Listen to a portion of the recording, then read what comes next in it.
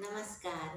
मिथिला के गीत आ संगीत चैनल पर अहाँ सबके स्वागत अछि। आइ एकटा हम महुहक जँ मिथिला में विवाह होइ छनि तऽ हमरा सबके 4 दिन महुहक होइ छै, तऽ ओहिमे जे गीत होइ छै ओ सुनबै छी।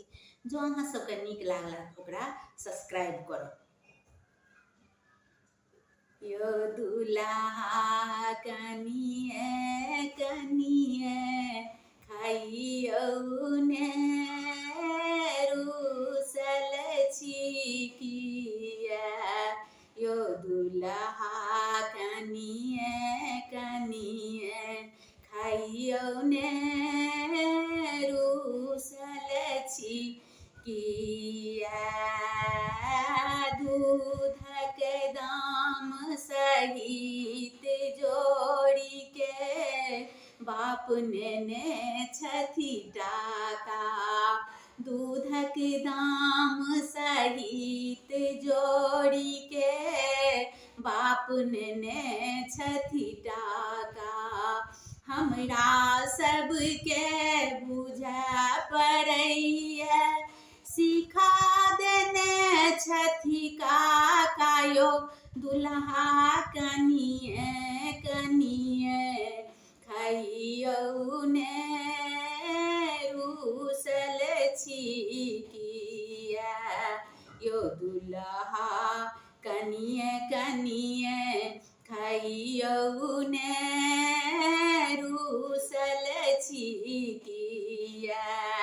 चारू कात सखी सहेली बीच में विध करी। चारू कात सखी सहेली बीच में विध करी। ताहि बीच में परसल अछि महुहक के दुही थारी। यो दुल्हा कनिये कनिये खाइयौ ने रूसल छी किया। यो दुल्हा कनिये कनिये खाइयौ ने रूसल छी किया। चारू कात सखी सहेली बीच में विध करी।